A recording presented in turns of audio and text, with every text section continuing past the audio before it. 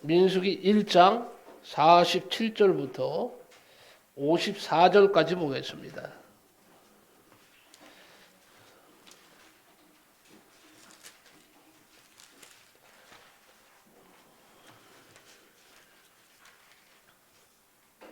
민수기 1장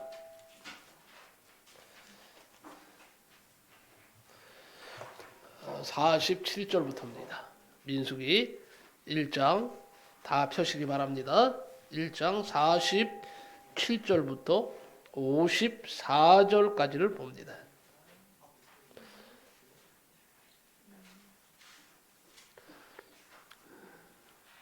민수기 1장 47절부터 54절입니다.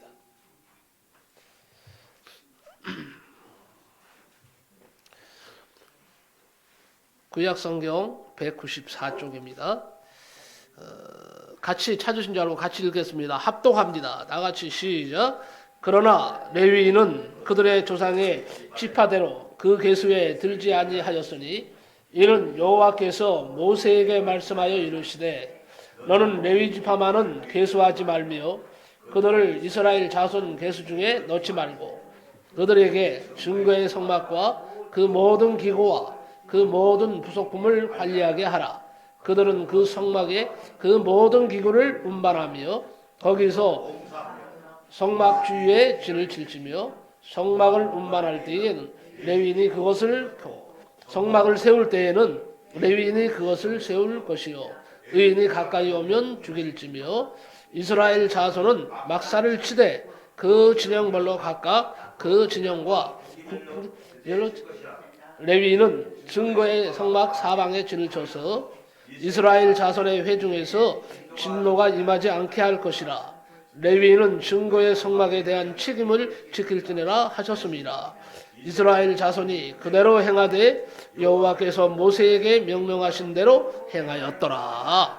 아멘. 오늘은 이 말씀을 가지고 인생 관리 레위로부터 배워야 한다. 배워라. 한번 따라합시다. 인생 관리 레위로부터 배워라. 예, 오늘 말씀 제목입니다. 끝까지 이 제목을 기억하시기 바랍니다. 인생 관리를 어떻게 할 것이냐. 오늘 말씀을 통해서 레위로부터 배우자 이거예요. 현대를 가리켜서 관리 시대라고 합니다. 자기 PR을 그래서 많이 합니다. 매스컴을 보세요. 또 여러 가지 모임에 나가면요. 전부 다 자기 PR 하느라고 정신이 없어요. 나는 이런 것들도 필요하다고 생각합니다. 자기 관리를 할 수 있다는 거. 자기 관리를 못하니까 문제지 자기 관리를 잘하는 거는 이거 문제가 안 되는 거예요. 여러분 인생을 살아가려면 관리해야 할 것들이 너무나 많습니다. 집 관리도 잘 하셔야죠. 자동차 관리도 잘 하셔야죠. 그뿐만 아니라 건강 관리도 잘 하셔야죠. 돈 관리도 잘 하셔야죠. 인격 관리도 잘 하셔야 됩니다. 어느 모임에 나가면요. 젊은 분이 여덟 친구한테 막 반말하고 그런 것을 내가 많이 봐요. 친하다고 반말하면 안 됩니다. 여러분, 친하면 친할수록 어떻게 해요? 존댓말을 해야 될까요? 반말을 해야 될까요? 존대를 해야 돼요. 이게 멋있는 사람이에요. 잘 기억하시기 바랍니다. 자, 이런 관리를 우리는 어디서 배울 거냐 이거예요. 오늘 레위로부터 배울 수가 있습니다. 대학은 한번 떨어지면 열심히 공부해서 다시 붙으면 돼요. 안 그렇습니까? 농사는 한번 실패하면요. 힘써 다시 하면 됩니다. 그러나 인생은 그런 말이 있어요. 지우개가 없는 연필이라고 합니다. 연필이라고 합니다. 지우개가 없는 연필이에요. 그 인생은 계속 쓰기만 해야 돼요. 지울 수가 없어요. 쓰면 계속 써야 됩니다. 그것이 남아 있습니다. 그래서 한 번 할 때에 잘해야 합니다. 인생은 연습 아니에요. 인생은 연습 삼아 했다가는 큰일 납니다. 인생은 연습이 없어요. 실전이에요. 실전. 여러분 2023년을 마감해야 할 시점에 와 있습니다. 어떻게 인생 관리해 오셨습니까? 지난 금요일 우리 목사님, 우리 지난 목사님 아버님이 돌아가셨어요. 향년 88세예요. 그런데 갑자기 건강이 안 좋으셔갖고 인사불명이 되시고 결국은요 2주 이렇게 인사불명 되시고 2주도 안 돼서 돌아가셨어요. 그래서 또 친한 목사님이고 하니까 금요일부터 바빴어요. 오전부터 장례 치르는데 도와드리고 또 토요일 날도 가서 또 뭐 입간 예배, 뭐 발인 예배, 막 이런 거 다 예배를 갖다가 드렸어요. 근데 감사한 것은요, 그래도 그분은요, 인생 관리를 나는 잘했다고 생각합니다. 왜냐하면 집사로 돌아가셨거든요. 거기에 이름이요, 집사. 암흑에 이름이 새겨져 있더라. 근데 고인이 환하게 웃으시는 그 사진을 보면서 마음 한편으로는 기뻤습니다. 여러분 건강관리 잘 하시기 바랍니다. 그래야 하나님의 일도 힘있게 할 수가 있는 거예요. 아프면요 만사가 귀찮아집니다. 이건 그냥 사실이에요. 건강이 좋지 못하면요. 한 번 할 때에 잘 하시기 바랍니다. 어떻게 신앙관리를 해오셨습니까? 하나님과 나와의 관계는 어떻게 관리해 오셨습니까? 관리가 잘 되어가고 있습니까? 아니면 관리가 안 되고 있다면 오늘 말씀을 통해서 배우시기를 바랍니다. 오늘 말씀의 제목이 무엇이라고 했죠? 우리 김지환 주사님 오늘 말씀 제목이 뭐예요? 인생관리. 그냥 인생관리로 끝나는 거예요? 예의로부터 배워라. 네. 인생관리만 하면 안 되죠. 인생관리를 어떻게 할 것이냐? 뇌로부터 배워라. 우리 김지환 지사님이요 연세가 88세세요. 그래도요 기억력 좋으시고 찬송 잘하시잖아요. 이번에 우리 12월 22일 날 이천시 장로관 목회자들 앞에 성탄 축하 발표회가 있어요. 우리 교회 대표로 우리 김지환 지사님이 독창을 하세요. 많이 기도해 주시기 바랍니다. 영광입니다. 네, 지금 열심히 연습하고 계세요. 아무튼 관리 잘 하시기 바랍니다. 하나님과 나와의 이 관계의 관리가 정말 잘 돼야 돼요. 하나님께서 레위 지파에게 성막의 모든 기구와 모든 부속품 관리를 맡기셨습니다. 본문에는요, 성막 부속품만 맡기셨지만 성경 전체적으로 보면 레위 지파에게 관리를 맡기신 것이 많습니다. 이스라엘은 몇 지파일까요? 이스라엘은 몇 지파죠? 12지파죠. 그런데 나중에는 지파가 바뀌었어요. 하나 더 추가됐어요. 아십니까? 13지파예요. 처음에는 12지파로 가다가 요셉 때에 와서는 바뀌었어요. 그래서 13지파입니다.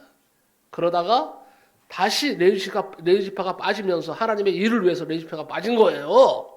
그러면서 다시 몇 지파로 가요? 12지파로 가는 거예요. 이런 건 잘 알고 있어야 돼요. 어떻든 이스라엘은 모두가 지금 13지파입니다. 물론 처음에는 12지파였습니다. 야곱의 아들들이 12명이었는데 이들이 각 지파에 뭐가 됩니까? 조상이 됩니다. 그런데 야곱이 죽기 전에 아들들을 축복하게 되는데 요셉을 영적 장자로 세우고 요셉의 두 아들 누굽니까? 에브라임과 므낫세를 양자를 삼았어. 야곱이 양자를 삼았습니다. 원래로 하면 뭐예요? 손자예요? 아니에요? 손자죠. 그런데 요셉을 이 야곱이 얼마나 사랑했는지 요셉의 두 아들을 양자로 삼았다고 성경 못을 받고 있어요. 그러면서 13지파가 된 거예요. 어쨌든 중요한 것은 뭐냐? 하나님의 일, 성막 관리하는 일을 위해서 그들을 구별시키시고 하나님께 속한 사람들로 세우십니다. 누구를 세웁니까? 레위 지파를요. 그러면서 에브라임과 므낫세가 지파에 들어가게 되어서 다시 12지파가 됩니다. 그러므로 야곱은 영적인 장자로 요셉을 삼고 그의 두 아들 에브라임과 므낫세를 양자로 삼아서 장자의 몫을 2배가 되게 하였다는 것입니다. 이것은 미래에 아주 중요한 영적인 의미를 지니고 있습니다. 첫째, 아브라임과 므낫세는요, 이방인을 예표합니다. 이들은 실제로 애굽 땅에서 태어난 애굽 사람들입니다. 그의 아버지는 사브낫 바네아였다고 되어 있고 어머니는 아스낫이라고 되어 있어요. 이들이 이스라엘의 가문의 양자되었다는 것을 로마서에서도 언급합니다. 이스라엘의 접붙임을 받은 이방인을 예표하고 있다는 사실입니다. 아브라함과 이삭과 야곱의 자손이 되었다는 확실한 증거로서 오늘 이 말씀이 우리에게 보여주고 있고 또 하나님의 나라, 가족을 이루게 하려는 중요한 예표가 됩니다. 둘째로 요셉은 예수와를 상징하고 있다는 것입니다. 예수와. 형제들에 의해서 노예로 팔리는 수모를 겪은 요셉처럼 형제 가룟 유다에 의해서 팔려진 예수와를 의미합니다. 오늘날 요셉에 의해서 이스라엘에게 양자로 접붙임 받은 에브라임과 므낫세처럼 우리 이방인들이 이제는 예수와로 말미암아 하나님의 백성으로 양자되었음을 나타내어 주는 아주 중요한 말씀이라는 사실입니다. 그러므로 우리는 에브라임과 므낫세 지파에 속하여 이스라엘 다른 지파와 동일하게 연합을 이루어 하나님 나라에 속하여 있는 중요한 영적 의미가 있음을 발견하게 됩니다. 12지파는 모두가 다 특색이 있습니다. 그런데 그 중에 유독 레위 지파에게는요, 많은 관리를 맡기셨습니다. 누가 맡겼을까요? 하나님께서 맡기셨어요. 오늘 본문 말씀에도 레위 지파가 해야 할 일이 잘 드러나 있습니다. 성막과 모든 기구와 모든 부속품을 관리해야 하고 성막과 그 모든 기구들을 운반하는 일, 성막 안에서 봉사하는 일을 해야 됩니다. 만약에 다른 지파가 그 일을 하려 든다면 죽일지니라. 누구의 명령이에요? 하나님의 명령이에요. 그러면서 레위인은 증거의 성막에 대한 책임을 지킬지니라. 엄히 말씀하고 있습니다. 레위 지파는요, 하나님이 맡기신 이 관리를 아주 잘해낸 지파입니다. 그래서 오늘 레위 지파를 통해서 배우자 이거예요. 그런데 어떻게 했는지. 그래서 우리는 모든 관리를 레위 지파로부터 배워야 합니다. 레위 지파가 관리를 맡은 것들을 성경적으로 찾아보면서 은혜를 받고자 합니다. 몇 가지만 말씀드립니다. 첫째, 따라합시다. 물질 관리를 잘해야 된다. 네, 꼭 기억하시기 바랍니다. 물질 관리를 잘해야 돼요. 물질 관리를 어떻게 하느냐, 그 사람 평가에 대한 중요한 점입니다. 물질 관리를 하는 걸 보면요, 그 사람 일을 평가할 수 있대요. 이스라엘 탈무드에 보면 3가지를 보면 그 사람의 됨됨이를 금방 알 수 있다고 했습니다. 하나는 분노하였을 때 어떻게 하는가? 둘째, 위기를 당했을 때 어떻게 대처하는가? 세 번째는요, 돈을 주었을 때 어떻게 사용하는가? 레위인들은 물질 관리를 철저히 하였던 사람들이었습니다. 이스라엘 백성들이 애굽에서 430년 동안 종살이를 했습니다. 광야에서도 40년 살다가 가나안 땅으로 와서 전쟁을 통하여 그 땅을 다 점령했습니다. 그리고 땅을 분배할 때는요, 12지파에게는 골고루 나누어 주면서 레위 지파에게만은 땅을 주지 않았어요. 그리고 온 백성들이 소득의 11조 10분의 1을 내어서 레위 지파에게 주라고 하나님께서 명령하셨습니다. 그렇게 하셨습니다. 그리고 레위 지파는 그럼 받기만 했느냐? 아닙니다. 레위 지파는 온 백성들로부터 11조를 받았어요. 그리고 11조에 뭐를 했을까요? 또 11조를 했어요. 레위 사람들이. 11조를 받았으니까 그 받은 11조를 가지고 또 11조를 했단 말이죠. 떼어서 하나님께 드렸다 그랬습니다. 이에 대해서 성경이 말씀합니다. 민수기 18장 26절에 정확히 나와 있습니다. 너희 레위인에게 말하여 그에게 이르라. 내가 이스라엘 자손에게 받아 너희에게 기업으로 준 11조를 너희가 그들에게 받을 때에 11조의 그 11조의 11조를 거제로 여호와께 드릴 것이라 그랬어요. 여러분 열심히 돈 모시기 바랍니다. 그리고 하나님 앞에 11조 생활 잘 하시기 바랍니다. 네? 11조 생활 잘 하셔야 돼요. 제가 몇 년이 가도 11조에 대한 설교는 별로 안 했습니다. 그런데 오늘 말씀에 이건 안 할 수가 없어서 하는데 11조는요. 이거는요 생명이에요. 11조는 하나님 앞에 드리는 거예요. 하나님이 받으시는 거예요. 하나님께서 말씀하시는 거예요. 사랑하는 아들아 내가 너에게 10개를 주겠다. 그 대신에 나를 사랑하는 마음으로 몇 개를 드리라고 그랬어요? 한 개만 나를 드려라. 여러분 만약에 하나님께서요 야 너 하나만 갖고 9개를 나한테 드려 했으면 어떨 뻔했어? 믿음이 대단하시네. 나는 못 드려. 나는 하나님께 못 드려. 나는 하나님 그럴 거예요. 물론 드려야죠. 아마 10의 9조를 드리면 하나님이 10의 100배, 1000배, 만배를 주실 거래요.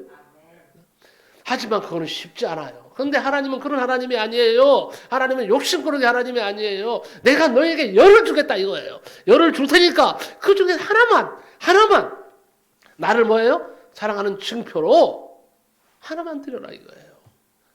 감사하죠. 9은 내가 갖는 거예요. 하나만 드리는 거예요. 여기서 11조에 11조라는 말이 나옵니다. 하나님께 드릴 것과 자기가 사용할 것을 정확하게 구별했습니다. 철저한 물질 관리를 잘했습니다. 누가요? 레위인들이 잘했다는 말이에요. 그래서 물질 관리는 레위인에게서 배워야 하는 거예요. 왜? 모험이니까. 옛날에 한신교회라고 있었습니다. 우리 이중평 목사님. 참 유명하신 별세의 그 신학이라고 해서 유명한 분인데 지금은 하늘나라 가셨죠. 한 번은요 이런 얘기를 한 걸 내가 언제 본 것 같아요. 어디서 간증을 들은 것 같아요. 한 번은요 권사님이 만나자고 해서 나가셨답니다. 그 권사님이 이런 말을 하더래요. 목사님 남편이 오랫동안 시청에서 근무하다가 퇴직했습니다. 그런데 퇴직금을 11조도 안 바치고 다 써버렸습니다. 그 후에 너무 마음이 불편하고 괴로웠습니다. 몇 개월이 지났지만 11조를 준비해서 그동안 바치지 못한 이자까지 하나님 앞에 바치는 기쁨을 얻었습니다. 이렇게 말을 하더라는 얘기예요. 이것이 정확한 물질 관리입니다. 어떤 성도가 11조를 바침으로 6번 놀랐다는 얘기가 있지 않습니까? 6번 놀랐대요. 첫째, 11조를 바침으로 자기 신앙이 더 확고해졌다는 것입니다. 두 번째는 11조를 바치고도 나머지로 넉넉하게 살아갈 수 있는 데에서 놀랐다고 합니다. 세 번째는 하나님의 사업을 위해서 그렇게 많은 돈을 낼 수 있다는 자신의 능력에 대해서 놀랐다는 것입니다. 네 번째는요, 11조를 내보니까 더 낼 수 있다는 담력이 생기는 것을 보고 놀랐다는 거예요. 다섯 번째는요, 11조를 내면서 생활이 물질적으로 가난해지는 것이 아니라 부유해지는 것을 보고 또한 놀랐다고 합니다. 여섯 번째는요, 이런 축복을 진작 받을 것을 하면서 자신이 후회하는 것을 보면서 놀랐다는 거예요. 여러분, 물질 관리를 잘 하여야 하나님이 축복을 합니다. 기억하시기 바랍니다. 11조는 다시 말합니다. 하나님의 것입니다. 11조를 드리지 않는 것은 하나님의 것을 뭐 하는 거예요? 도둑질하는 거래요. 더 잘하시네 나보다. 나는 목사인데 또 잘 모르는데 말이에요. 여러분들은 더 잘하시는 것 같아요. 말라기 3장을 보세요. 거기에 하나님은 11조를 갉아먹는 사람들, 11조를 하나님 앞에 드려야 되는데 안 드리는 사람들에게 뭐라고 말하는 줄 아세요? 나의 것을 도둑질했느니라. 나의 것을 도둑질했느니라. 누가 한 말이에요? 문 목사가 한 말인가? 아니에요. 하나님이 하신 말씀이에요. 창조주 하나님, 모든 것을 가지신 하나님, 생명을 주관하시고 살리기도 하시고 죽이기도 하시는 하나님, 그 하나님께서요, 나의 것을 도둑질하지 말라. 결코 내가 묵과하지 않으리라 그랬어요. 다른 거는 하나님께서 그래서 시험해보라, 시험하지 말라 그랬어요. 하나님을 시험하면 살까요? 죽을까요? 하나님을 시험하면 그거는 왜 창조주 하나님을 피조물이 안 돼요. 근데 성경에요, 시험해보라는 것이 딱 세 가지가 있어. 그 중에 한 가지가 뭔지 아세요? 11조는 시험해보라 그랬어요. 여러분 한번 시험해보세요. 한번 시험해보세요. 왜? 하나님이 시험하라고 했으니까. 예? 시험하라고 했으니까. 내가 복을 주나 안 주나 보라 이거예요. 나를 시험하라는 거예요. 여호와 하나님을 시험하라는 거예요. 내가 복을 주나 안 주나 나를 한번 시험해봐라.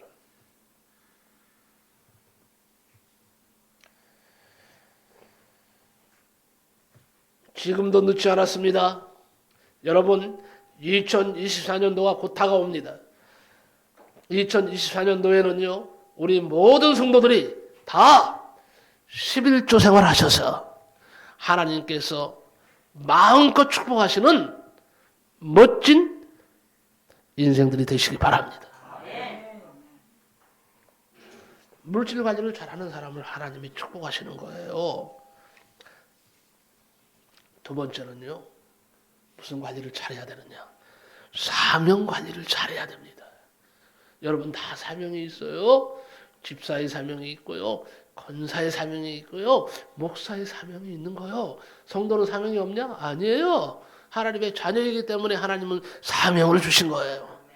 그 사명을 발견하시기 바랍니다. 그리고 관리를 잘 하시기 바랍니다. 자기 사명 잘 관리하지 못하면 나중에 하나님께 무슨 책망을 들어요? 악하고 게으른 종아. 나는 성경대로 말하는 거예요. 나중에 사명 감당을 하지 못하면요, 하나님께서 다른 거 묻지 않으세요. 내가 준 사명을 잘 관리하다 왔니? 하나님께서 돈 많이 벌었니? 잘했다 이렇게 하시는 게 아니에요. 너 아주 훌륭한 대학 나왔구나. 하나님이 기뻐하시지 않습니다. 하나님은요, 나의 일, 내가 기뻐할 일, 내가 너에게 준 사명,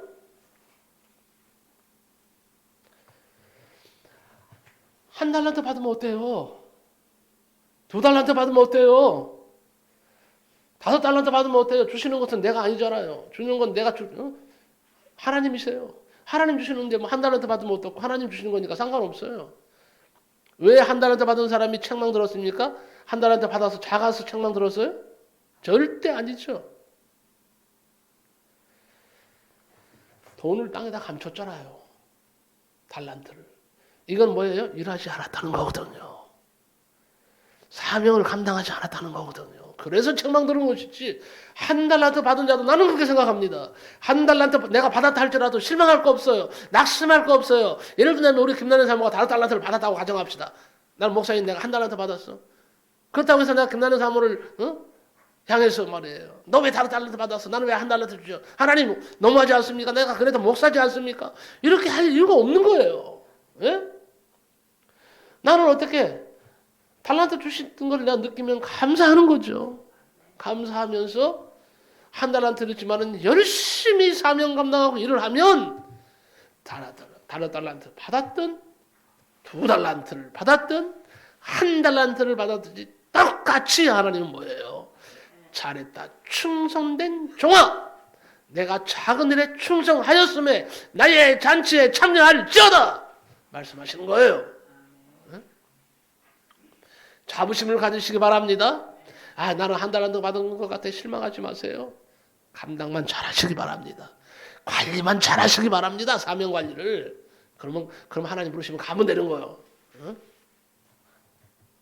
하나님은 우리를 놀이터로 보내지 않고 일터로 보내셨습니다. 사람마다 사명이 있습니다. 하다못해 해변가에 모래알까지도요, 각각 사명이 있습니다. 어느 선교사가 해외에 나가 선교하다가 어려운 일이 너무 많으니까 너무 힘들었어. 하고 싶고 고국으로 돌아가고 싶은 마음이 굴뚝 같았습니다. 그런 우울한 마음으로 해변가를 거닐고 있을 때에 모래가 너무나 아름답다고 느꼈습니다. 한 줌 집어가려는데 모래가 말을 하는 것 같았습니다. 선교사님, 내가 이 해변에 있어서 이 해변이 아름다운 것입니다. 나를 가지고 가면 안 됩니다. 이런 영의 음성을 듣고 선교사님은 내가 여기에 있는 사명이 무엇일까? 그렇다. 하나님이 나를 이곳으로 보내실 때에는 뜻이 있으셨다. 이곳을 벗어나면 안 된다. 그래서 끝까지 사명을 감당하셨대요. 모래를 통해서 영의 음성을 듣고 그는 다시 선교에 열정을 쏟게 되었다고 말합니다. 사람마다 사명이 있습니다. 사명을 받은 나는 출생한 날보다 더 중요한 날이라고 생각하는 사람이에요. 태어나는 게 중요한 게 아니에요. 태어나서 어떻게 태어났든 가난한 집에, 나도 농부의 아들로 태어났어요. 가난한 집에 태어난 건 무슨 상관이 있어요. 지금 내가 하나님 주신 사명 감당하고 있으면 되는 거예요. 나는 높은 지위에 있는 사람 아들이 아니라도 괜찮아요. 부잣집 아들이 아니라도 괜찮아요. 부잣집 아들이면 뭐합니까? 높은 지위에 있는 아들이면 뭐합니까? 하나님 앞에 사명을 감당하지 못하면 그건 아무것도 아닌 거예요. 아닙니까? 지금 사명을 받았잖아요. 사명을 감당하시면 되는 거예요. 하나님은 레위인들에게 특별한 사명을 주셨어요. 세상 일을 하지 말고 성전 관리와 온 백성에게 율법을 가르치는 일을 시키셨습니다. 그래서 레위 지파만은 너는 계수치 말거라 그랬어요. 계산하지 말라 그랬어요. 그들을 이스라엘 자손 계수 중에 놓지 말고 그들로 증거막과 그 모든 기구와 그 모든 부속품을 관리하게 하라. 그들은 그 장막과 그 모든 기구를 운반하며 거기서 봉사하며 장막 사면에 진을 칠지며 장막을 운반할 때에는 레위인이 그것을 걷고 장막을 세울 때에도 레위인이 그것을 세울 것이요 외인이 다른 사람이 가까이 오면 죽일지며. 장막을 관리하는 사명을 레위인들은요 생명처럼 여겼습니다. 레위인들은 생명을 걸고 이 사명을 감당했습니다. 이 사명을 감당한 아름다운 얘기 하나가 있죠. 진설병에 대한 얘기가 있습니다. 진설병이 뭡니까? 성막에서 하나님 앞에 드리는 떡이에요. 떡. 제사 드릴 때 쓰는 떡이에요. 이게 진설병이라고 하는데 탈무드에 이런 재미있는 얘기가 등장합니다. 이 떡은 안식일마다 새 곳으로 갈아 놓고 이미 놓았던 진설병을 제사장들이 나눠 먹었어요.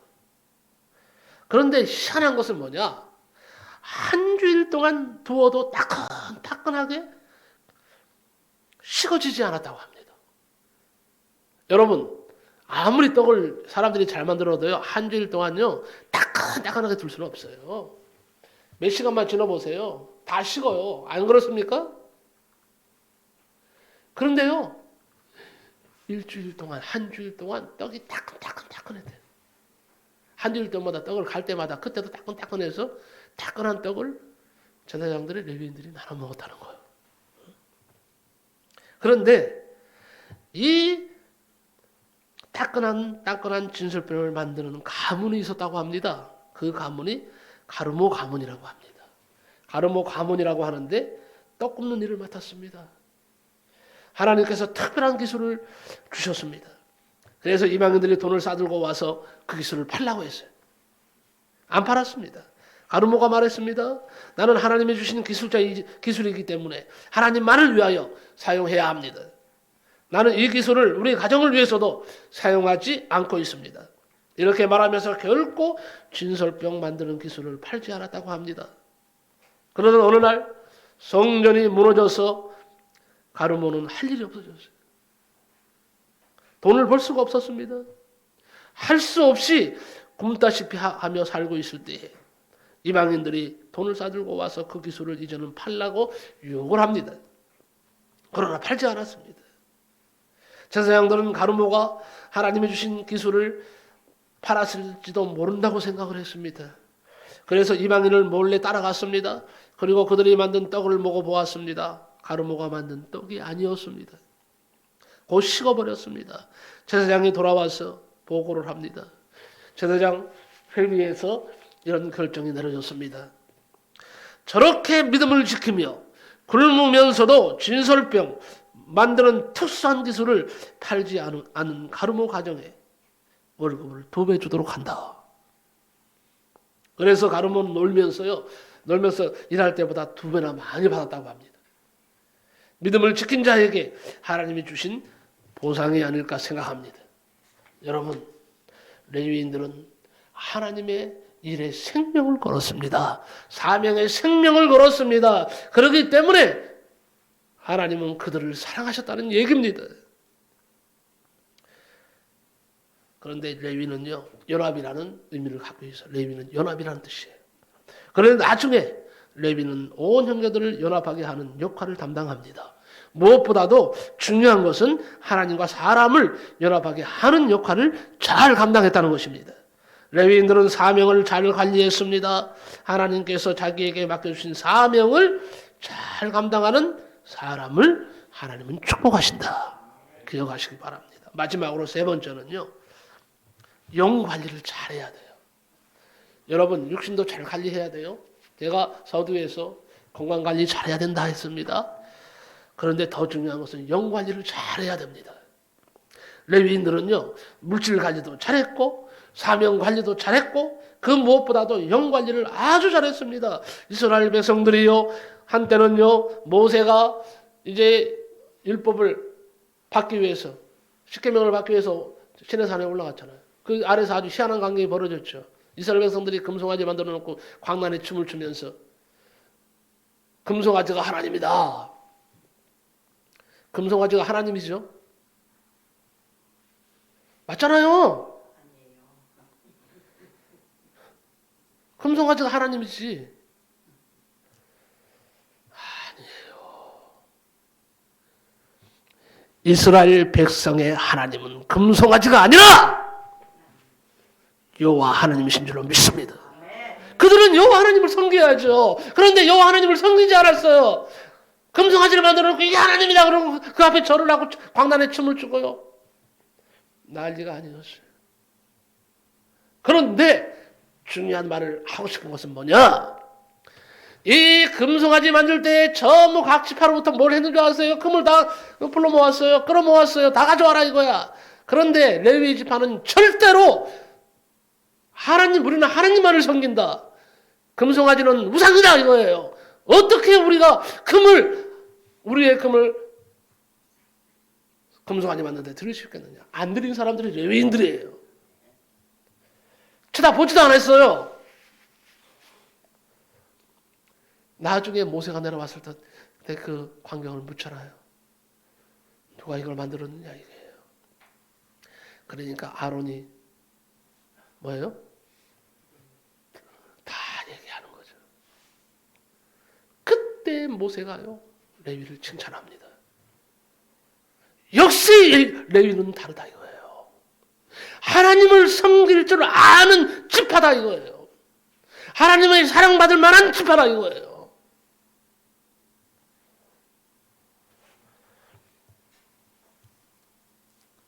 영 관리를 아주 잘한 겁니다. 영 관리를요. 우리도 하늘나라 가는 날까지요. 우리의 영을요. 그냥 헐벗게 하지 말자고요. 우리의 영이 날마다 춤출 수 있도록 만들어야죠. 무엇으로? 여호와 하나님으로 춤추게 만들어야죠. 왜 우리 주님의 눈에 피눈물 물게 만드냐 이거예요. 예수님이 십자가를 주실 때 제자들이 다 도망갔어요. 고향으로 가고요. 나는 일로 가고 나는 저로 가고 다 가버렸어요. 두 제자가 길을 걸어갈 때 부활하신 예수님이 따라갔잖아요. 근데 그들이 어떻게 해요? 영의 눈이 가려져 갖고는요, 예수님을, 부활하신 예수님 못 보는 거예요. 근데 예수님 따라가면서 계속 예수님하고 대화하는데 그분 예수님 걸 갖다 모르는 거예요. 나중에 예수님이 눈을 뜨게 하시니까 그때의 예수님을 만나게 되죠. 근데 예수님이 자신을 나타내시기 전에 한 유명한 말이 있습니다. 사랑하는 아들아, 사랑하는 이들아, 내 사랑하는 이들아, 어디를 가느냐? 어디를 가느냐? 예, 우리가 이제 집으로 돌아갑니다. 고향으로 돌아갑니다. 왜 돌아가느냐? 우리가 섬기던 예수님이요, 죽으셨어요. 우리는 희망이 없습니다. 우리는 소망이 없습니다. 그래서 이제 고향으로 돌아가서 고기나 잡으려고요. 이러는 거예요. 그때 예수님께서 우시면서 말씀하시잖아요. 내가, 물론 예수님이 우셨단 말은 없습니다. 내가 그때 예수님이 너무 안타까워서 우셨지 않을까 생각해요. 하여튼 예수님이 한 말이 중요한 말이 있어요. 내가 너희를 위하여 다시 예루살렘으로 올라가서 거기서 내가 다시 십자가를 져야 되겠느냐? 내가 두 번 십자가를 져야 되겠느냐? 나는 이 말 들으면 눈물이 나요. 내가 그런 자가 아닌가? 내가 바로 이 제자와 같은 자들이 아니라 이거예요. 응? 아닙니까? 우리는 얼마나 예수님을 십자가에 또 못 받고 또 못 받고 예수님이 너무 아파서는 야 이제 그만해라 사랑하는 아들아 딸들아 그만해 내가 너무 아프다. 우리를 향해서 나를 향해서 주님께서 내가 다시 너를 위해서 십자가를 져야 하겠느냐? 내가 내려가서 그래야 너희들이 나에게 돌아오겠느냐? 이렇게 말씀하시는 거예요.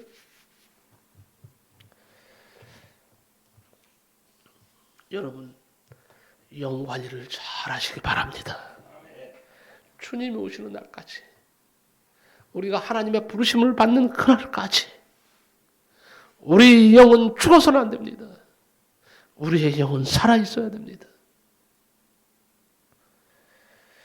결론적으로 말씀을 드리겠습니다. 하나님은요, 이같이 물질 관리, 사명 관리, 영 관리를 잘 하는 사람을 축복하십니다. 이렇게 관리를 잘하는 사람을 하나님은 언제나 사용하십니다. 한 해를 살아오시면서 내 인생 관리를 잘하고 있었는가를 돌아보셨습니까? 만약에 부족함이 보였다면 다시 관리 모드로 돌아가시기 바랍니다. 우리는 하나님께서 부르실 때까지 인생 관리를 잘해야 합니다. 오늘 말씀을 기억하시고 레위인들처럼 물질 관리를 잘하며 사시기 바랍니다. 사명을 잘 지키며 감당하며 사시기 바랍니다. 영 관리를 잘 하셔서 하나님께서 언제나 기뻐하시는 인생이 되시기를 바랍니다. 54절 말씀을 같이 읽으면서 말씀을 마칩시다. 오늘 말씀 54절 같이 읽습니다. 민수기 1장 54절입니다.